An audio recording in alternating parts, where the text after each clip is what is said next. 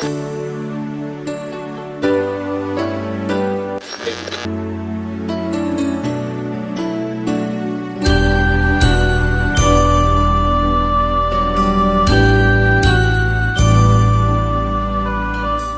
graça e a paz do Senhor Jesus para todos os nossos ouvintes da Rádio Semente e que temos certeza estão ligados para ouvir a mensagem da Palavra de Deus, que é o melhor que nós temos para a nossa vida, porque é o verdadeiro maná que Deus reservou para a sua igreja nesse tempo da dispensação da graça que já está perto de terminar. Nós alertamos aos nossos amados que percebam os tempos e as estações. Jesus questiona seus discípulos que eles conhecem quando o céu fica vermelho e quando escurece, que a chuva está chegando.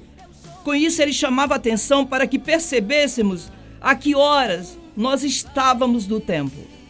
Então, meus amados, nesse tempo de urgência, urgentíssima, da pregação da palavra de Deus, eu quero me referir a você que está aí nos vendo, nos ouvindo, uma palavra tremenda que eu dou glória a Deus, rege a minha vida e eu creio que rege a vida de todo aquele que entende que, uma vez sendo de Cristo, está comprometido nesta aliança que é inquebrável, que é indestrutível, na pregação urgentíssima do Evangelho.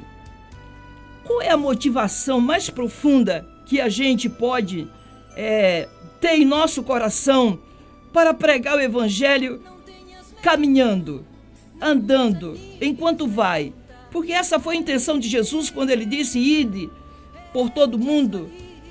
Ele queria dizer indo por todo mundo, ou seja, pregando o evangelho dinâmico, um evangelho autêntico, em todo lugar, a qualquer hora que houver a oportunidade.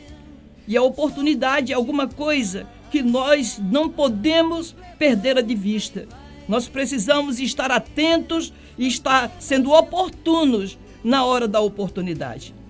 O apóstolo Paulo, em Atos, capítulo 20, verso 10, ele diz: mas de nada, faço questão, nem tenho a minha vida por preciosa, contanto que cumpra com alegria a minha carreira e o ministério que recebi do Senhor Jesus para dar testemunho do Evangelho da graça de Deus. Paulo começa dizendo: mas de nada faço questão, nem tenho a minha vida por preciosa.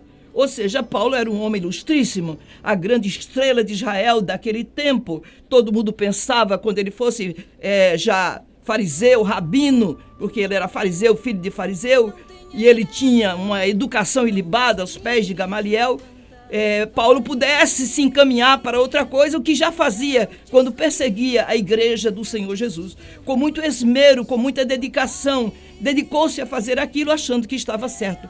Mas ao encontrar Jesus, toda a história de Paulo muda, os conceitos mudam, os valores mudam, a perspectiva muda, e Paulo começa a olhar com o olhar de Deus.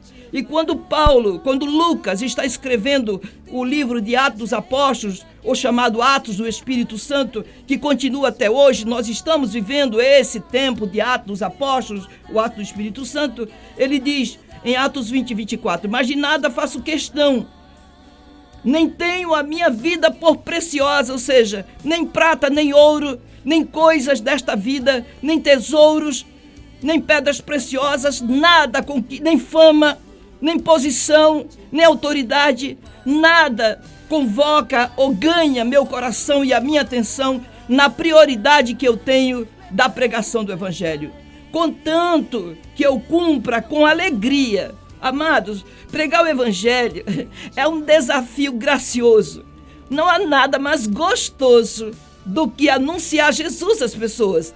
Ver os olhos brilharem, ver o entendimento sendo iluminado, ver os conceitos do inferno caindo dessas vidas e ver Jesus fazendo o milagre.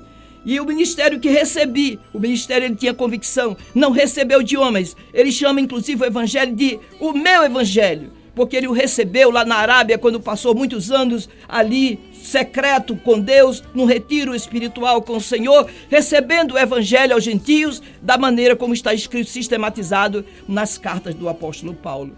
E ele diz, ele cumpria com alegria a sua carreira e o ministério que recebeu do Senhor Jesus para dar testemunho. Essa palavra testemunhar é muito importante, não podemos deixar de falar sobre ela, porque ela fala de um testemunho a ponto de ser martirizado.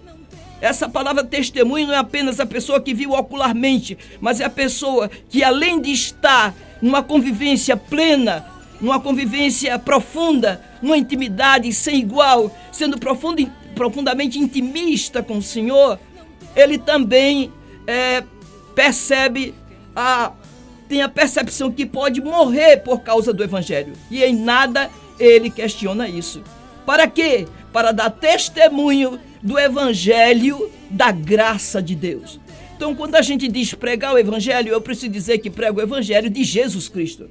Há outros evangelhos sendo pregados aí, mas o evangelho que é a igreja de Jesus, a noiva do Cordeiro, que vai prestar contas naquele dia dos talentos recebidos, é o evangelho da graça de Deus, da graça do favor imerecido de Deus. Quando ele escancara as portas da graça, nós não temos tantos exemplos no Antigo Testamento da graça de Deus já se manifestando de uma maneira meio nublada aos olhos de todos, mas que ao longo do tempo ela vem sendo anunciada. E o último profeta, João Batista, ele vem trazendo o batismo de arrependimento de pecados, já pré-anunciando a vinda do Cordeiro de Deus que tira o pecado do mundo, mas também já está mostrando que um tempo gracioso, o tempo oportuno e devido, Deus estava trazendo para o homem. Em advindo, diz Paulo aos Gálatas 4:4, a plenitude dos tempos, Deus enviou seu filho, nascido de mulher, nascido sob a lei, para cumprir a lei. Assim como está escrito pelo apóstolo Paulo aos Romanos, capítulo 4, quando ele fala de que o fim da lei é Cristo, para a justiça de todo aquele que crê. Precisamos dar testemunho do evangelho da graça de Deus, que está extensiva a todos os homens. O apóstolo Paulo diz a Tito, porque a graça de Deus se manifestou salvadora a todos os homens. O que é que eu faço então? Prego para todas as pessoas, a qualquer momento, em qualquer lugar, em nome do Senhor Jesus, e o tempo é urgente. Então faça isso, você desfrutará da vida abundante que Jesus prometeu lá em João 10:10. Que Deus abençoe poderosamente a sua vida. Amém. Um grande beijo em nome de Jesus. E está escrito, nem só de pão viverá o homem, sim, mas de toda a palavra que sai da boca de Deus. Amém? Amém.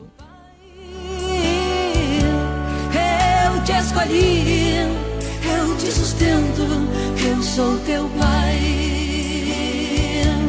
eu sou quem te manda, levanta e vai, não temas meu filho, quem te manda é teu pai,